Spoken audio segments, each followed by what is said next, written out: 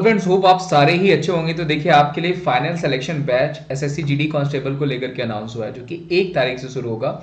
मेरा भी इसमें क्लास है, आप देख सकते हैं विमलेश यादव, बाकी अदर जो एजुकेटर हैं उनकी भी क्लासेस हैं। लेकिन 1 तारीख से स्टार्ट हो जाएगा आपका, 20 जनवरी तक ये बैच कोर्स चलना है। बहुत ही अच्छे अच्छे जो है कि इसमें क्वेश्चंस लिए जाएंगे, एकदम रिजल्ट ओरिएंटेड कोर्स होगा। सारे एजुकेटर्स आपको इंग्लिश भी पढ़ाएंगे, मैथ्स के भी, रीजनिंग के, प्लस जीके और जीए मैं पढ़ाऊंगा। तो मैं आपसे ये कहूंगा कि अगर आप प्रिपरेशन कर रहे हैं तो आप जल्दी से इस पूरे कोर्स में एनरोल कर लीजिए। अगर आपको प्लस सब्सक्रिप्शन लेना है तो आपको विमलेस@14 कोड देना, टाइप करना होगा, जिससे आपको 10% का ऑफ हो जाएगा।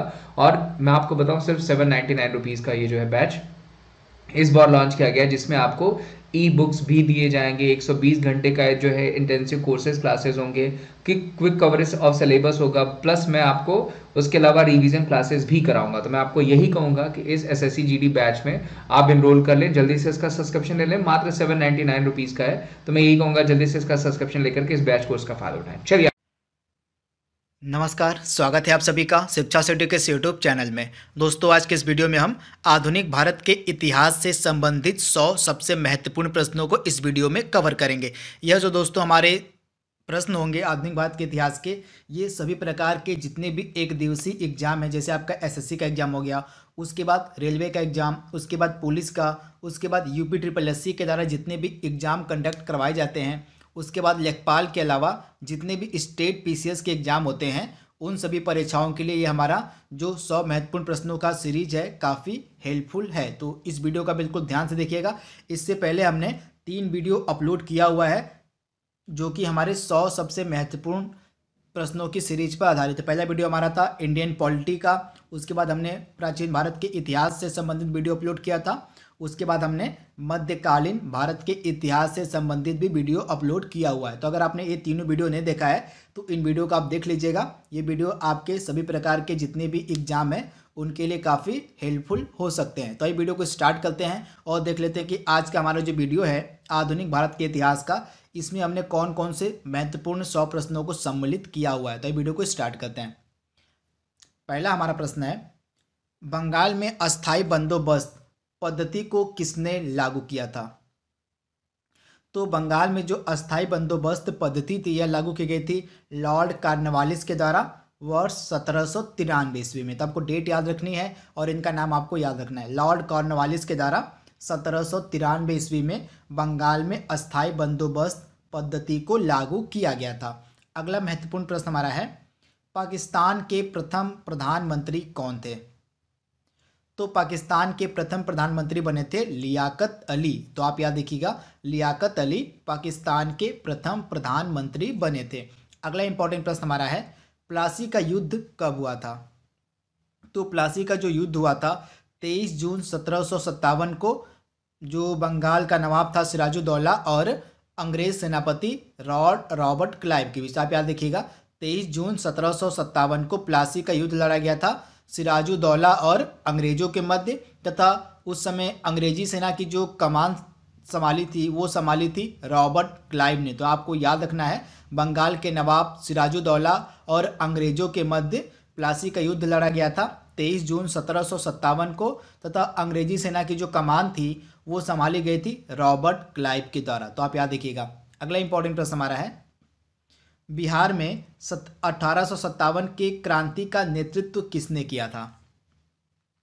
तो बिहार में 1857 की क्रांति का नेतृत्व किया गया था वीर कुंवर सिंह के द्वारा। तो आप याद देखिएगा, वीर कुंवर सिंह के द्वारा 1857 की क्रांति का नेतृत्व किया गया था बिहार के जगदीशपुर से। तो आप याद देखिएगा, बिहार के जगदीशपुर नामक स्थान से वीर कुंवर सिंह ने 1857 की क्रांति का नेतृत्व किया था। तो आप याद देखिएगा। अगला प्रश्न हमारा है, चंद्रनगर की बस्ती फ्रांसीसियों को किसने भेंट की थी? तो चंद्रनगर की जो बस्ती थी यह फ्रांसीसियों को भेंट की थी शाइस्ता खान ने। तो आप याद देखिएगा, शाइस्ता खान ने चंद्रनगर की बस्ती को फ्रांसीसियों को भेंट किया था। तो आप याद देखिएगा, शाइस्ता खान इसका राइट आंसर है। अगला हमारा इंपॉर्टेंट प्रश्न है, जॉर्ज पंचम के आगमन के समय भारत का वायसराय कौन था? तो आपको पता होगा 1911 में दिल्ली दरबार का आयोजन किया गया था, तथा इसी दिल्ली दरबार में ब्रिटिश सम्राट जॉर्ज पंचम आए हुए थे, तथा जब दिल्ली दरबार भारत में 1911 में आयोजित किया गया था तो उस समय भारत के वायसराय थे होर्डिंग द्वितीय। तो आप याद देखिएगा, होर्डिंग द्वितीय के मतलब वायसराय होने के समय जॉर्ज पंचम जो कि ब्रिटिश सम्राट थे वो भारत आए हुए थे। तो आप याद देखिएगा, उस समय दिल्ली दरबार 1911 में आयोजित किया गया था तथा इसी दिल्ली दरबार में ही जो बंगाल विभाजन था उसको रद्द कर दिया गया था तथा भारत की राजधानी को कलकत्ता से दिल्ली शिफ्ट करने का निर्णय भी लिया गया था। तो इसे भी आप याद रखिएगा। अगला इंपॉर्टेंट प्रश्न हमारा है, भारत में सर्वप्रथम पुर्तगाली वायसराय कौन बनकर आया था? तो भारत में जो पहला पुर्तगाली वायसराय था उसका नाम था फ्रांसिस्को दी अल्मेडा। तो आप याद देखिएगा, 1505 ईस्वी में भारत में पहला पुर्तगाली वायसराय नियुक्त किया गया था जिसका नाम था फ्रांसिस्को दी अल्मेडा। अगला इंपॉर्टेंट प्रश्न हमारा है, वेवेल योजना पर विचार हेतु शिमला समझौता कब हुआ था? तो वेवेल योजना पर विचार करने हेतु जो शिमला समझौता हुआ था इसको आयोजित किया गया था 23 जून 1945 को। तो ये डेट आपके लिए इंपॉर्टेंट है। शिमला समझौता किया गया था 25 जून 1945 को। तो डेट आप याद रखिएगा। अगला इंपॉर्टेंट प्रश्न हमारा है, मैसूर राज्य की स्थापना किसने की थी? तो मैसूर राज्य की स्थापना 1766 ईस्वी में की गई थी हैदर अली के द्वारा। किसके द्वारा? तो हैदर अली के द्वारा मैसूर राज्य की स्थापना की गई थी 1766 ईस्वी में। तो आप इसे याद रखिएगा, मोस्ट इंपॉर्टेंट। अगला हमारा प्रश्न है, प्लासी का युद्ध किस किस के मध्य हुआ था? तो आपको पता होगा इसका डेट 23 जून 1757 ईस्वी को प्लासी का युद्ध लड़ा गया था। अंग्रेज मतलब बंगाल का जो नवाब था सिराजुद्दौला और जो अंग्रेजों के मध्य लड़ा गया था। अंग्रेजों का उस समय जो सेनापति था वह था रॉबर्ट क्लाइव। तो आप देखिएगा, बंगाल के नवाब सिराजुद्दौला और अंग्रेजों के मध्य प्लासी का युद्ध लड़ा गया था 23 जून 1757 को तथा उस समय अंग्रेजी सेनापति कौन था? तो रॉबर्ट क्लाइव था। तो इसे भी आप याद रखिएगा। अगला हमारा प्रश्न है, टीपू सुल्तान की मृत्यु कब हुई थी? तो टीपू सुल्तान की मृत्यु कब हुई थी? तो 1799 ईस्वी में चतुर्थ आंग्ल मैसूर युद्ध के दौरान। तो आप याद देखिएगा, जो चतुर्थ आंग्ल मैसूर युद्ध लड़ा गया था 1799 में, इसी युद्ध में टीपू सुल्तान की मृत्यु हो गई थी। तो आप इसे याद रखिएगा। तथा चतुर्थ आंग्ल मैसूर युद्ध के समय जो बंगाल का गवर्नर था वह था जनरल वेलेजली। तो इसे भी आप याद रखिएगा, ये कई बार एग्जाम में पूछा गया प्रश्न है। जो जनरल वेलेजली था, जनरल वेलेजली, ये बंगाल का गवर्नर था चतुर्थ आंग्ल मैसूर युद्ध के दौरान। तो आप इसे याद रखिएगा। तथा चतुर्थ आंग्ल मैसूर युद्ध लड़ा गया था 1799 में तथा इस युद्ध में टीपू सुल्तान की मृत्यु हो गई थी। अगला इंपॉर्टेंट प्रश्न हमारा है, भारत भारतीयों के लिए है, यह नारा किसने दिया था? तो भारत भारतीयों के लिए है यह नारा दिया गया था आर्य समाज के द्वारा। तो आप याद रखिएगा, आर्य समाज ने यह नारा दिया था कि भारत भारतीयों के लिए है। तो आप इसे याद रखिएगा। अगला इंपॉर्टेंट प्रश्न हमारा है, वर्नाकुलर प्रेस एक्ट कब पारित किया गया था? तो वर्नाकुलर प्रेस एक्ट पारित किया गया था लॉर्ड रिटन के द्वारा 1878 ईस्वी में। आप याद रखिएगा, 1878 ईस्वी में लॉर्ड रिटन के समय वर्नाकुलर प्रेस एक्ट पारित किया गया था। तो आप इसे याद रखिएगा, 1878 ईस्वी में किसके द्वारा? तो लॉर्ड लीटन के द्वारा। तो आप याद रखिएगा। अगला हमारा प्रश्न है, खुद को बंगाल का शेर किसने कहा था? Most important. तो जो वेलेजली था इसने खुद को बंगाल का शेर कहा। तो आप याद रखिएगा, खुद को बंगाल का शेर किसने कहा था? तो वेलेजली ने खुद को बंगाल का शेर कहा था। अगला इंपॉर्टेंट प्रश्न हमारा है, 1857 में मतलब 1857 की क्रांति स्वतंत्रता संग्राम नहीं था, यह शब्द किसने कहा था? तो 1857 की क्रांति एक स्वतंत्रता संग्राम नहीं थी, यह शब्द कहा गया था आरसी मजूमदार के द्वारा। तो आप याद देखिएगा, आरसी मजूमदार के द्वारा यह शब्द कहा गया था कि 1857 की जो क्रांति थी वह स्वतंत्रता संग्राम नहीं थी। तो आप याद देखिएगा, आरसी मजूमदार। अगला हमारा प्रश्न है, भारत में प्रशासनिक सेवा का जनक किसे माना जाता है? Most important. तो भारत में प्रशासनिक सेवा का जनक किसे माना जाता है? तो लॉर्ड कॉर्नवालिस को। आप याद देखिएगा, लॉर्ड कॉर्नवालिस को भारत में प्रशासनिक सेवा का जनक माना जाता है? तो आप याद रखिएगा, इसका राइट आंसर क्या हो जाएगा? Lord Cornwallis. अगला इंपॉर्टेंट प्रश्न हमारा है 1858 मतलब 1857 के विद्रोह के ठीक बाद बंगाल में कौन सा विद्रोह हुआ था? तो 1857 के विद्रोह के ठीक बाद बंगाल में नील विद्रोह हुआ था तथा यह जो विद्रोह था यह 1859 से 1860 तक चला था। तो आप याद रखिएगा, 1857 के विद्रोह के ठीक बाद बंगाल में नील विद्रोह हुआ था तथा इसका जो कार्यकाल था, टाइम पीरियड था, हुआ था 1859 से 1860 के मध्य। तो आप इसे याद रखिएगा। अगला हमारा प्रश्न है रिपन को भारत के उद्धारक की संधि किसने दी थी? तो लॉर्ड रिपन को भारत के उद्धारक की संधि किसने दी थी? तो फ्लोरेंस नाइटिंगेल ने। किसने? तो फ्लोरेंस नाइटिंगेल ने लॉर्ड रिपन को भारत के उद्धारक की संधि दी थी। तो आप याद रखिएगा, फ्लोरेंस नाइटिंगेल। अगला इंपॉर्टेंट प्रश्न हमारा है गांधी जी ने किस आंदोलन में करो या मरो का नारा दिया था? तो भारत छोड़ो आंदोलन के दौरान गांधी जी ने करो या मरो का नारा दिया था। आप याद रखिएगा, 9 अगस्त 1942 को भारत छोड़ो आंदोलन की शुरुआत हुई थी। अगला इंपॉर्टेंट प्रश्न हमारा है मुस्लिम लीग ने मुक्ति दिवस कब मनाया था?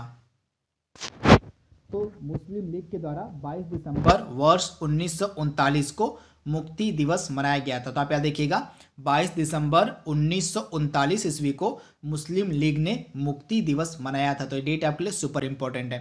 अगला इंपॉर्टेंट प्रश्न हमारा है जयपुर शहर का निर्माण किसने करवाया था?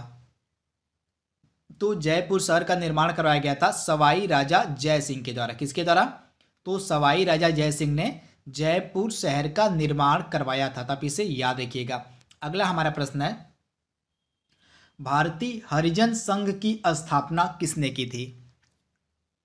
तो भारतीय हरिजन संघ की स्थापना की गई थी महात्मा गांधी जी के द्वारा। तो आप याद देखिएगा, महात्मा गांधी ने भारतीय हरिजन संघ की स्थापना की थी। अगला इंपॉर्टेंट प्रश्न हमारा है बंगाल विभाजन को रद्द एवं राजधानी को कोलकाता से दिल्ली कब और किसने स्थानांतरित किया था? तो आपको मैंने बताया था पिछले स्लाइड में कि वर्ष 1911 में दिल्ली दरबार का आयोजन किया गया था। आप याद रखिएगा, वर्ष 1911 में दिल्ली दरबार का आयोजन किया गया था तथा इसी दिल्ली दरबार में ब्रिटिश सम्राट जेम्स प्रथम आए तथा उन्होंने बंगाल विभाजन को रद्द कर दिया तथा जो भारत की राजधानी थी उसको कलकत्ता से दिल्ली स्थानांतरित करने का निर्णय लिया था। तो आप इसे याद रखिएगा। तथा जब 1911 में ब्रिटिश सम्राट जेम्स प्रथम भारत आए थे तो उस समय जो वायसराय था भारत का वो कौन था? तो हॉर्डिंग द्वितीय। ये भी कई बार एग्जाम में पूछा गया प्रश्न है। तो हॉर्डिंग द्वितीय उस समय भारत का वायसराय था जब ब्रिटिश सम्राट जेम्स प्रथम भारत आए थे 1911 में तथा उसी समय 1911 में ही बंगाल विभाजन को रद्द कर दिया गया तथा राजधानी को कोलकाता से दिल्ली स्थानांतरित करने का निर्णय लिया गया। अगला हमारा प्रश्न है लखनऊ में 1857 के विद्रोह का नेतृत्व किसने किया था? तो लखनऊ में 1857 के विद्रोह का नेतृत्व किया गया था बेगम हजरत महल के द्वारा। आप याद देखिएगा, बेगम हजरत महल ने लखनऊ में 1857 के विद्रोह का नेतृत्व किया था। अगला हमारा प्रश्न है संगोला की संधि कब हुई? तो 1750 में। आप याद रखिएगा, मराठा शासक राजाराम द्वितीय और बालाजी बाजी राव के मध्य 1750 ईस्वी में संगोला की संधि की गई थी। तो आप इसे याद रखिएगा, मराठा शासक राजाराम द्वितीय और बालाजी बाजी राव के मध्य 1750 ईस्वी में संगोला की संधि की गई थी। अगला हमारा महत्वपूर्ण प्रश्न है वांडीवास की लड़ाई जो कि 1760 में लड़ी गई थी किन किन सेनाओं के मध्य हुई थी आपको बताना है। तो फ्रांसीसियों और अंग्रेजी सेना के मध्य। आप याद रखिएगा, फ्रांसीसियों और अंग्रेजी सेना के मध्य वांडीवास की लड़ाई 1760 ईस्वी में लड़ी गई थी जिसमें फ्रांसीसियों की हार हुई थी। तो आप इसे याद रखिएगा। अगला हमारा प्रश्न है सती प्रथा को कब समाप्त किया गया था? तो 1829 ईस्वी में सती प्रथा को समाप्त किया गया था तथा उस समय किसके द्वारा समाप्त किया गया था? तो विलियम बेंटिक के द्वारा। तो आप याद देखिएगा, विलियम बेंटिक के द्वारा 1829 ईस्वी में सती प्रथा को समाप्त कर दिया गया था। तो आप इसे याद रखिएगा। अगला हमारा महत्वपूर्ण प्रश्न है, वॉरेन हेस्टिंग बंगाल का गवर्नर जनरल कब से कब तक रहा था? तो वॉरेन हेस्टिंग बंगाल का गवर्नर जनरल कब से कब तक रहा था? तो 1757 से 1774 से 1785 ईस्वी तक। आप याद रखिएगा, 1774 से 1785 ईस्वी तक वॉरेन हेस्टिंग जो था यह बंगाल का गवर्नर रहा था। तो आप इसे याद रखिएगा, इसका राइट आंसर है 1774 से 1785 ईस्वी के मध्य। तथा यह जो वॉरेन हेस्टिंग था यह एकमात्र गवर्नर था जिस पर इंग्लैंड के हाउस ऑफ कॉमन्स में महाभियोग चलाया गया था। आप याद रखिएगा, वॉरेन हेस्टिंग जो था यह एकमात्र गवर्नर जनरल था जिस पर इंग्लैंड के हाउस ऑफ कॉमन्स में महाभियोग चलाया गया था। तो आप इसे याद रखिएगा, मोस्ट इम्पॉर्टेंट। अगला हमारा है, चंद्रशेखर आजाद पुलिस मुठभेड़ में कब शहीद हुए? तो 23 फरवरी 1931 को इलाहाबाद के अल्फ्रेड पार्क में। आप याद रखिएगा, 23 फरवरी 1931 को इलाहाबाद के अल्फ्रेड पार्क में चंद्रशेखर आजाद पुलिस मुठभेड़ में शहीद हो गए थे। तो आप इसे याद रखिएगा, ये डेट आपके लिए सुपर इंपॉर्टेंट है तथा ये लोकेशन भी आपके लिए सुपर इंपॉर्टेंट है। अगला हमारा प्रश्न है, 1857 के विद्रोह को सैनिक विद्रोह किसने कहा था? तो सर जॉन लॉरेंस एवं सिल्ले और होम्स ने, इन तीनों ने मिलकर 1857 के विद्रोह को सैनिक विद्रोह कहा था। तो आप इसे याद रखिएगा, इनका नाम आपके लिए इंपॉर्टेंट है। अगला हमारा प्रश्न है, पुर्तगालियों ने गोवा पर अधिकार कब किया? तो पुर्तगालियों ने गोवा पर अधिकार कब किया था? तो 1510 ईस्वी में। आप याद रखिएगा, 1510 ईस्वी में पुर्तगालियों ने गोवा पर अधिकार किया था। अगला हमारा जो महत्वपूर्ण प्रश्न है, फॉरवर्ड ब्लॉक की स्थापना कब और किसने की थी? तो 1 मई 1939 को। आप याद रखिएगा, 1 मई वर्ष 1939 को सुभाष चंद्र बोस के द्वारा फॉरवर्ड ब्लॉक की स्थापना की गई थी। तो आप इसे याद रखिएगा, 1 मई वर्ष 1939 को सुभाष चंद्र बोस के द्वारा। अगला हमारा प्रश्न है, एकमात्र गवर्नर जनरल जिस पर महाभियोग चलाया गया था वह कौन था? तो जैसा कि मैंने आपको बताया था, वॉरेन हेस्टिंग एकमात्र गवर्नर जनरल था जिस पर इंग्लैंड के हाउस ऑफ कॉमन्स में महाभियोग चलाया गया था। अब इसे याद रखिएगा, वॉरेन हेस्टिंग। अगला हमारा प्रश्न है, पूर्ण स्वतंत्रता की मांग का प्रस्ताव कब और किस अधिवेशन में रखा गया था? तो पूर्ण स्वतंत्रता की मांग रखी गई थी जो कांग्रेस का अधिवेशन 1929 में हुआ था लाहौर में। आप याद रखिएगा, कांग्रेस का जो अधिवेशन लाहौर में आयोजित किया गया था वर्ष 1929 में, इसी अधिवेशन में पूर्ण स्वतंत्रता की मांग का प्रस्ताव रखा गया तथा इस अधिवेशन की अध्यक्षता की थी पंडित जवाहरलाल नेहरू ने। आप याद रखिएगा, पंडित जवाहरलाल नेहरू ने इस अधिवेशन की अध्यक्षता की थी जो कि लाहौर में आयोजित किया गया था वर्ष 1939 में तथा इस अधिवेशन में पूर्ण स्वराज की मांग की गई थी। तो आप इसे याद रखिएगा। अगला हमारा प्रश्न है, 1857 के विद्रोह को बर्बरता तथा सभ्यता का युग किसने कहा था? तो T.R. होम्स ने। आप याद रखिएगा, T.R. होम्स के द्वारा यह उपयुक्त कथन कहा गया था। अगला हमारा प्रश्न है, ईस्ट इंडिया कंपनी को मान्यता कब मिली? Most important. तो 31 दिसंबर 1600 ईस्वी को ईस्ट इंडिया कंपनी को मान्यता मिली थी। तो आप इसे याद रखिएगा, 31 दिसंबर वर्ष 1600 ईस्वी। अगला हमारा प्रश्न है, बंगाल में अनुशीलन समिति का गठन किसने किया था? तो बंगाल के अनुशीलन समिति का जो गठन है यह किया गया था बारिंद्र घोष के द्वारा। आप याद रखिएगा, बारिंद्र घोष ने बंगाल में अनुशीलन समिति का गठन किया था। अगला हमारा प्रश्न है, बेंगलुरु की संधि कब और किसके मध्य हुई थी? तो बेंगलुरु की संधि टीपू सुल्तान और अंग्रेजों के मध्य की गई थी मार्च 1784 ईस्वी में। आप याद रखिएगा, टीपू सुल्तान और अंग्रेजों के मध्य मार्च 1784 ईस्वी में बेंगलुरु की संधि की गई थी। अगला हमारा प्रश्न है, भारत आने वाला प्रथम ब्रिटिश नागरिक कौन था? Most important. तो भारत आने वाला प्रथम ब्रिटिश नागरिक था जॉन मिल्डन हॉल। आप याद रखिएगा, जॉन मिल्डन हॉल भारत आने वाला प्रथम ब्रिटिश नागरिक था। अगला हमारा प्रश्न है, कानपुर और लखनऊ में हुए विद्रोह को किसने दबाया था? तो कानपुर और लखनऊ में हुए विद्रोह को दबाया था ब्रिटिश नायक कैंपबेल ने। आप यहाँ देखिएगा, ब्रिटिश नायक कैंपबेल ने 1857 के समय जो कानपुर और लखनऊ में विद्रोह हुआ था उसको दबाया था। तो अब इसे याद देखिएगा। वहीं अगर हम 1857 के विद्रोह में कानपुर और लखनऊ में नेतृत्व किसने किया तो उसकी बात करें तो लखनऊ में 1857 के विद्रोह के समय नेतृत्व किया गया था बेगम हजरत महल के द्वारा, तथा कानपुर में नेतृत्व किया था नाना साहेब ने। तो आप इसे भी याद रखिएगा। अगला हमारा प्रश्न है, वास्को डिगामा दूसरी बार भारत कब आया था? तो पहली बार आपको पता ही होगा 1498 ईस्वी में वास्को डिगामा भारत आया था, तथा दूसरी बार यह 1502 ईस्वी में आया था। आप इसे याद रखिएगा। अगला हमारा प्रश्न है, इलाहाबाद की दूसरी संधि कब और किसके मध्य हुई थी? तो इलाहाबाद की दूसरी संधि 16 अगस्त 1765 ईस्वी को हुई थी अवध के नवाब सुजाउद्दौला और क्लाइव के मध्य। तो आप याद देखिएगा, अवध के नवाब सुजाउद्दौला और रॉबर्ट क्लाइव के मध्य 16 अगस्त 1765 को इलाहाबाद की दूसरी संधि हुई थी। तो आप इसे याद रखिएगा। अगला हमारा प्रश्न है, भारत का अंतिम गवर्नर जनरल तथा प्रथम वायसराय कौन था?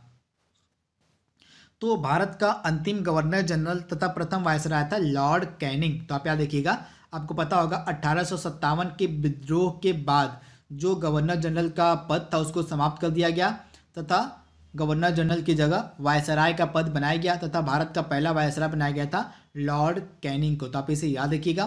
तथा लॉर्ड कैनिंग का कार्यकाल था 1856 से 62 के मध्य। अगला हमारा प्रश्न है, बिना ताज का बादशाह किसे कहा जाता है?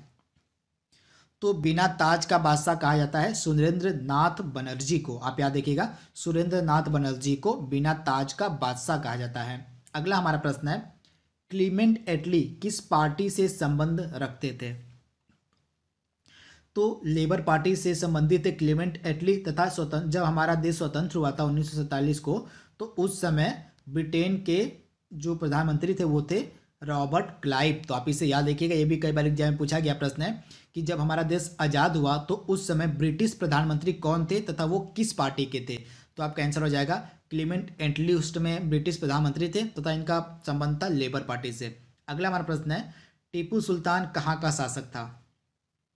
तो मैसूर का शासक था टीपू सुल्तान। अगला हमारा प्रश्न है, वास्को डिगामा को भारत पहुंचने पर उसका स्वागत किसने किया? तो 1498 ईस्वी में, आप याद देखिएगा, 1498 ईस्वी में केरल के कालीकट में, कहा केरल के कालीकट बंदरगाह पर पहुंचते जब वास्को डिगामा पहुंचा था केरल के कालीकट पे, तो उस समय उसका स्वागत किया था कालीकट के शासक जमोरिन ने। तो आप इसे याद रखिएगा। अगला हमारा प्रश्न है, जलियांवाला बाग हत्याकांड कब और किसके समय में हुआ था? तो जलियांवाला बाग हत्याकांड 13 अप्रैल 1929 को घटित हुआ था तथा उस समय जो भारत का वायसराय था वो था चेम्सफोर्ड। तो आप इसे याद रखिएगा। अगला हमारा है, धन निष्कासन के सिद्धांत को किसने प्रतिपादित किया? तो धन निष्कासन के सिद्धांत को किसने प्रतिपादित किया था? तो दादा भाई नौरोजी ने। तो आप याद देखिएगा, दादा भाई नौरोजी ने धन निष्कासन के सिद्धांत को प्रतिपादित किया था। तो आप इसे याद रखिएगा, ये कई बार एग्जाम में पूछा गया प्रश्न है। अगला हमारा प्रश्न है, 1757 ईस्वी में क्लाइव ने किसे पराजित किया? तो आपको पता होगा जो 1757 ईस्वी थी इसमें प्लासी का युद्ध लड़ा गया था तथा प्लासी का युद्ध बंगाल के नवाब सिराजुद्दौला और जो अंग्रेज की सेना थी उनके मध्य लड़ा गया था। तो आप इसे याद देखिएगा। तथा अंग्रेजी सेना की जो कमान थी वह रॉबर्ट क्लाइव के पास थी तथा रॉबर्ट क्लाइव ने किसको पराजित किया? तो सिराजुद्दौला को। तो आप इसे याद रखिएगा। अगला हमारा प्रश्न है, ईस्ट इंडिया कंपनी का पहला गवर्नर कौन था? तो टॉमस स्मिथ। आप इसे याद रखिएगा, Thomas Smith east India company का पहला गवर्नर था।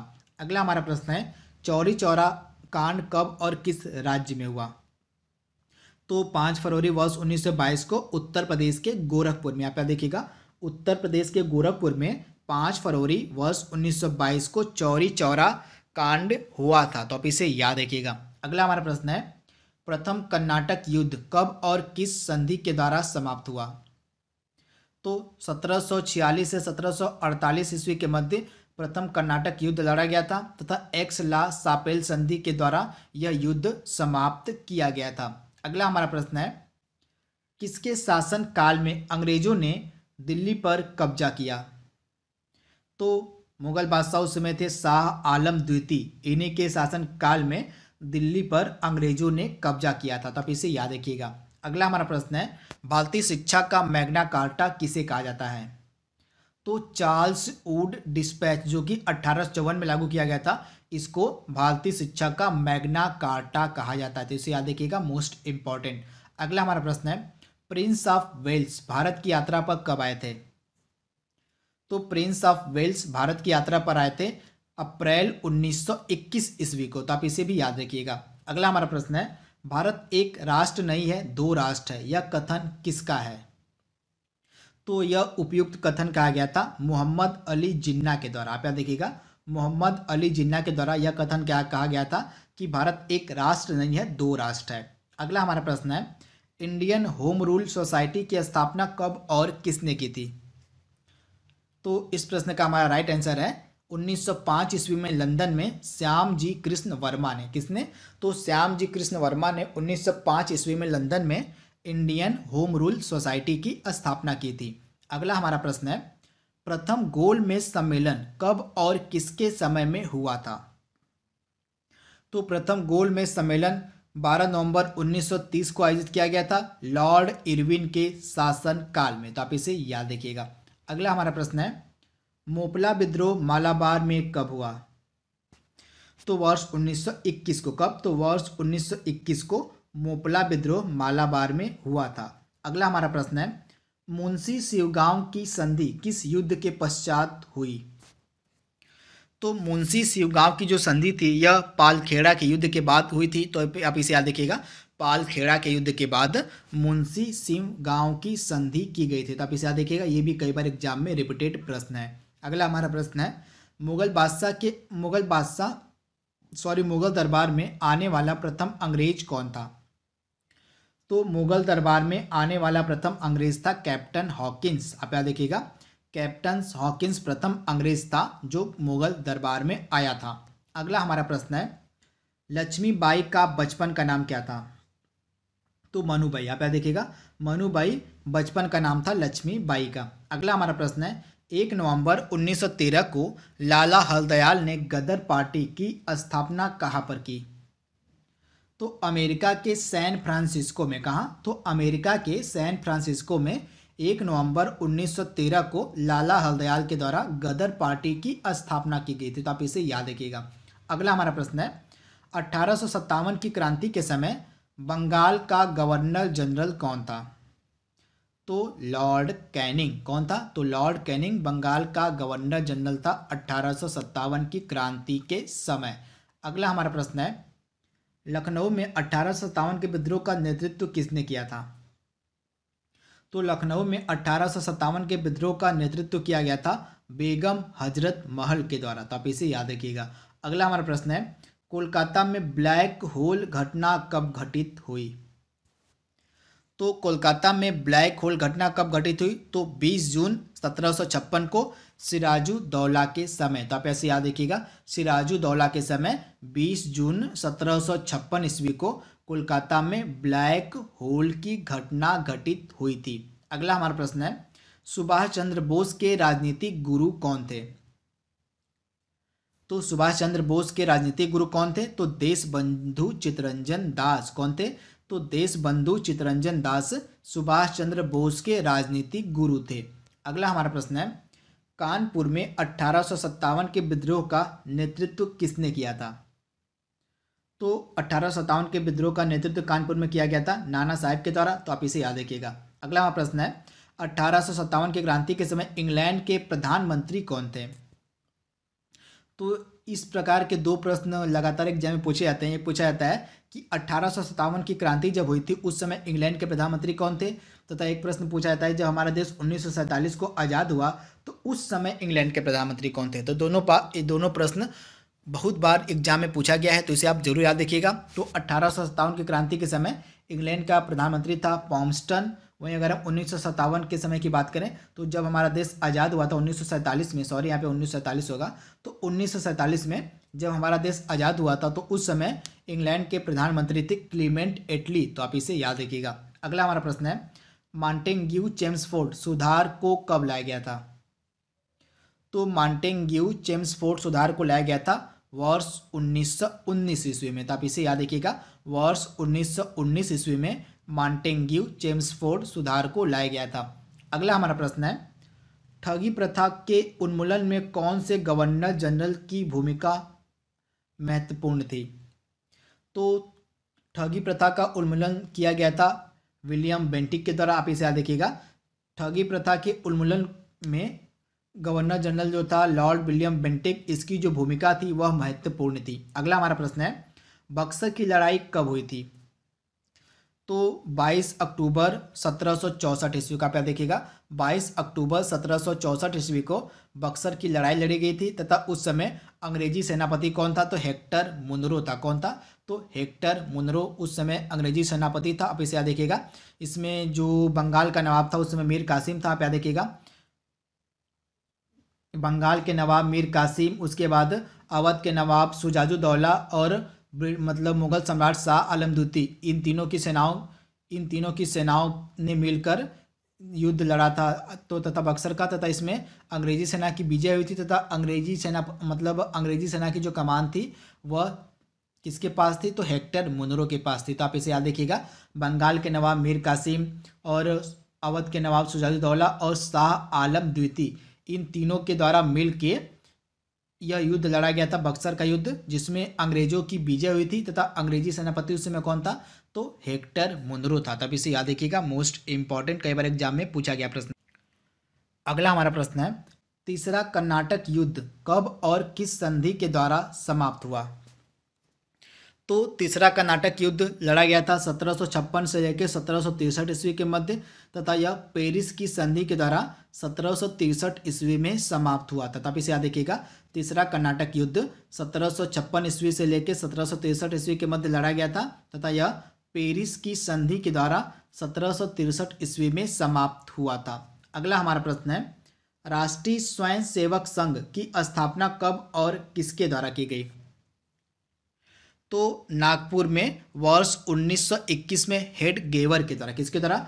तो नागपुर में वर्ष 1921 में हेड गेवर के द्वारा राष्ट्रीय स्वयं सेवक संघ की स्थापना की गई थी, तो आप इसे याद रखिएगा, मोस्ट इंपॉर्टेंट। अगला हमारा प्रश्न है अपनी राजधानी को मुर्शिदाबाद से मुंगेर किसने स्थानांतरित किया? तो मीर कासिम, किसने? बंगाल का जो नवाब था मीर कासिम, उसने अपनी राजधानी को मुर्शिदाबाद से मुंगेर स्थानांतरित किया था, तो आप इसे याद रखिएगा। अगला हमारा प्रश्न है भारत में आने वाला प्रथम पुर्तगाली कौन था? तो इसका आंसर सभी को पता होगा, वास्को डिगामा 1498 ईस्वी में आने वाला पहला पुर्तगाली था। अगला हमारा है बंगाल का विभाजन एवं रेलवे बोर्ड का गठन कब और किसके समय में हुआ था? तो बंगाल का विभाजन और रेलवे बोर्ड का गठन लॉर्ड कर्जन के समय में 1905 ईस्वी में हुआ था, आप इसे याद रखिएगा। लॉर्ड कर्जन के समय 1905 ईस्वी में बंगाल का विभाजन और रेलवे बोर्ड का गठन किया गया था। अगला हमारा प्रश्न है 1857 की क्रांति को स्वतंत्रता संग्राम की संज्ञा किसने दी थी? तो 1857 की क्रांति को स्वतंत्रता संग्राम की संज्ञा दी गई थी वीडी सावरकर के द्वारा, किसके द्वारा? तो वीडी सावरकर के द्वारा। अगला हमारा प्रश्न है बंगाल में द्वैध शासन की व्यवस्था किसने की थी? तो बंगाल में द्वैध शासन की व्यवस्था किसने की थी? तो रॉबर्ट क्लाइव ने, आप इसे याद रखिएगा। बंगाल में द्वैध शासन की व्यवस्था रॉबर्ट क्लाइव के द्वारा की गई थी तथा यह 2 टाइम पीरियड में बंगाल का गवर्नर था। एक इसका टाइम पीरियड था 1757 से लेकर 1760 के बीच, उसके बाद 1765 से 1767 तक यह बंगाल का गवर्नर था। इसी के समय जो था प्लासी का युद्ध लड़ा गया था 1757 ईस्वी में, आप इसे याद रखिएगा। तथा जब 1764 में बक्सर का युद्ध समाप्त हुआ तो बक्सर के युद्ध के समाप्त होने के बाद यह पुनर्गवर्नर बना था बंगाल का 1765 में, तो आप इसे याद रखिएगा। अगला हमारा प्रश्न है बक्सर का युद्ध कब हुआ था? तो 22 अक्टूबर 1764 ईस्वी में, आप यहाँ देखिएगा 22 अक्टूबर 1764 ईस्वी को बक्सर का युद्ध लड़ा गया था, जिसमें अंग्रेजों की जीत हुई थी तथा उस समय अंग्रेजी सेनापति था हेक्टर मुनरो। कौन था? हेक्टर मुनरो इस समय अंग्रेजी सेनापति था जब बक्सर का युद्ध लड़ा गया था। अगला हमारा प्रश्न है, पांडिचेरी की स्थापना किसने की थी? तो फ्रांसिस मार्टिन ने 1674 ईस्वी में पांडिचेरी की स्थापना की थी। अगला हमारा इंपॉर्टेंट प्रश्न है, डुप्ले के बाद पांडिचेरी का गवर्नर कौन बना? तो डुप्ले के बाद पांडिचेरी का गवर्नर कौन बना था? तो गोडेहू। कौन बना था? तो गोडेहू डुप्ले के बाद पांडिचेरी का गवर्नर जनरल बना था। अगला हमारा प्रश्न है, 1510 ईस्वी में गोवा को किसने जीता था? तो अल्बुकर्क ने। किसने? तो अल्बुकर्क ने 1510 ईस्वी में गोवा को जीता था बीजापुर के यूसुफ आदिल शाह से। आप यहाँ देखिएगा, बीजापुर के यूसुफ आदिल शाह से अल्बुकर्क ने गोवा को जीत लिया था 1510 ईस्वी में। अगला हमारा प्रश्न है, कैबिनेट मिशन भारत कब आया था? तो इस प्रश्न का हमारा राइट आंसर क्या हो जाएगा? कैबिनेट मिशन भारत कब आया था? तो 24 मार्च 1946 ईस्वी को। कब? तो 24 मार्च 1946 ईस्वी को जो कैबिनेट मिशन था यह भारत आया था। तो आप इसे याद रखिएगा, मोस्ट इंपॉर्टेंट है, कई बार एग्जाम पूछा गया प्रश्न है कि कैबिनेट मिशन भारत कब आया था? तो 24 मार्च 1946 को कैबिनेट मिशन भारत आया था तथा इस कैबिनेट मिशन में 3 सदस्य थे। कौन कौन? पैथिक लॉरेंस, स्टेफोर्ड क्रिप्स और एवी अलेक्जेंडर। इन तीनों के नाम आपके लिए इंपॉर्टेंट है। कैबिनेट मिशन में 3 सदस्य थे। कौन कौन थे? मैं आपको नाम बता रहा हूँ। पहले थे पैथिक लॉरेंस, दूसरे हो गए आपके स्टेफोर्ड क्रिप्स और तीसरे हो गए एवी अलेक्जेंडर। तो ये 3 सदस्य थे कैबिनेट मिशन के तथा यह जो कैबिनेट मिशन था यह 24 मार्च 1946 को भारत आया था। अगला हमारा प्रश्न है, कोलकाता में एक उच्च न्यायालय की स्थापना किस एक्ट के तहत की गई?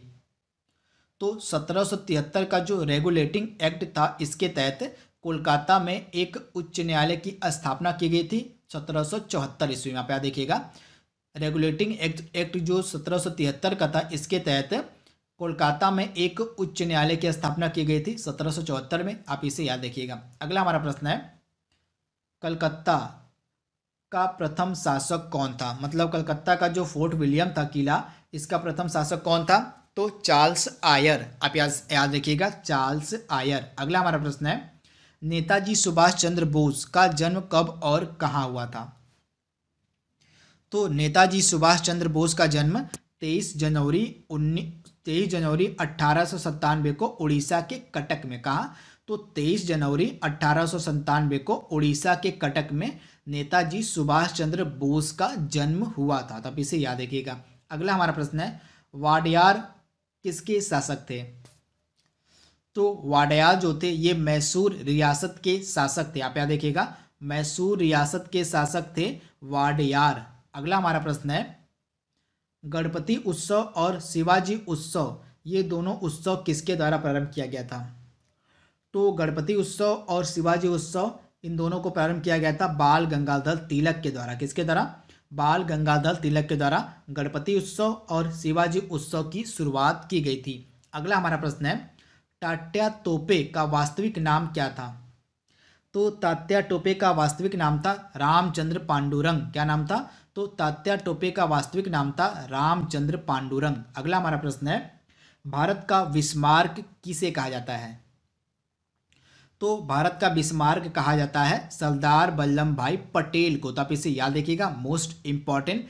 इनको भारत का बिस्मार्क क्यों कहा जाता है? तो आपको पता होगा, ये जो बिस्मार्क थे इन्होंने जर्मनी का एकीकरण किया था। आप देखिएगा, जर्मनी का एकीकरण यानी जर्मनी जो छोटे छोटे हिस्सों में बटा हुआ था उसको पूरी तरह से एक किया गया था, मिलाया गया था बिस्मार्क के द्वारा। तो इसी कारण मतलब जर्मनी को एक करने का जो कार्य था, साहस था, वो बिस्मार्क के द्वारा किया गया था। तो इसी बिस्मार्क की नीति पर चल के सरदार वल्लभ भाई पटेल ने भारत को एक किया था। भारत में जितनी भी रियासतें थी उन सभी रियासतों को मिलाकर भारत में किया था सरदार वल्लभ भाई पटेल ने। इसी कारण से भारत का बिस्मार्क सरदार वल्लभ भाई पटेल को कहा जाता है। तो इसे आप याद रखिएगा। अगला हमारा प्रश्न है, वैदिक आर्य किस देवता की पूजा नहीं करते थे?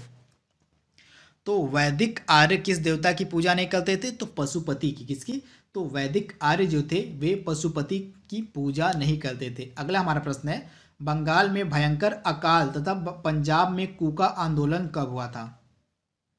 तो बंगाल में भयंकर अकाल और पंजाब में जो कूका आंदोलन था यह 1872 से 76 के मध्य हुआ था तथा नॉर्थ ब्रुक के समय। किसके समय? तो नॉर्थ ब्रुक के समय। अगला हमारा है, पांडिचेरी का गवर्नर जनरल बनने से पूर्व डुप्ले को कहाँ का गवर्नर नियुक्त किया गया था? तो पांडिचेरी का गवर्नर जनरल बनने से पूर्व डुप्ले को चंद्रनगर का गवर्नर नियुक्त किया गया था। आप इसे याद रखिएगा। अगला हमारा प्रश्न है, टीपू सुल्तान किसका पुत्र था? तो टीपू सुल्तान हैदर अली का पुत्र था। किसका पुत्र था? तो हैदर अली का पुत्र था, बेटा था टीपू सुल्तान। अगला हमारा प्रश्न है, सहायक संधि का जन्मदाता किसे माना जाता है? तो लॉर्ड वेलेजली को। किसको? तो लॉर्ड वेलेजली को सहायक संधि का जन्मदाता माना जाता है। सहायक संधि को लागू किया था 1798 ईस्वी में। किसने? लॉर्ड वेलेजली ने। तथा वेलेजली का जो कार्यकाल था वो था 1798 से 1805 के मध्य। अगला हमारा प्रश्न है, रैयतवाड़ी व्यवस्था कहाँ पर लागू की गई थी? तो रैयतवाड़ी जो व्यवस्था थी यह मद्रास और बम्बई प्रेसिडेंसी में लागू की गई थी, हेक्टर मुनरो और कैप्टन रीड के द्वारा। किसके द्वारा? तो हेक्टर मुनरो और कैप्टन रीड के द्वारा मद्रास और बम्बई प्रेसिडेंसी में रैयतवाड़ी व्यवस्था लागू की गई थी। अगला हमारा प्रश्न है, जलियांवाला बाग हत्याकांड की जांच के लिए कौन सी समिति का गठन किया गया था? तो 19 अक्टूबर 1919 को हंटर समिति का गठन किया गया था जलियांवाला बाग हत्याकांड की जांच के लिए। तो आप इसे याद रखिएगा, 19 अक्टूबर 1919 को हंटर कमीशन का गठन किया गया था जलियांवाले बाग हत्याकांड की जांच के लिए। तो आप इसे याद रखिएगा। आज का हमारा लास्ट प्रश्न है, मुंबई का वास्तविक संस्थापक कौन था? तो मुंबई का वास्तविक संस्थापक कौन था? तो गेराल्ड आंगियार। कौन था? तो गेराल्ड आंगियार जो था यह मुंबई का वास्तविक संस्थापक माना जाता है। तो आप इसे याद रखिएगा। तो दोस्तों हमने टोटल यहाँ पे 100 सबसे महत्वपूर्ण प्रश्नों को कवर कर लिया है जो कि आधुनिक भारत के इतिहास पर आधारित थे। आई होप आपको वीडियो पसंद आया होगा। तो आज के लिए बस इतना ही। Thank you, thanks for watching, thank you.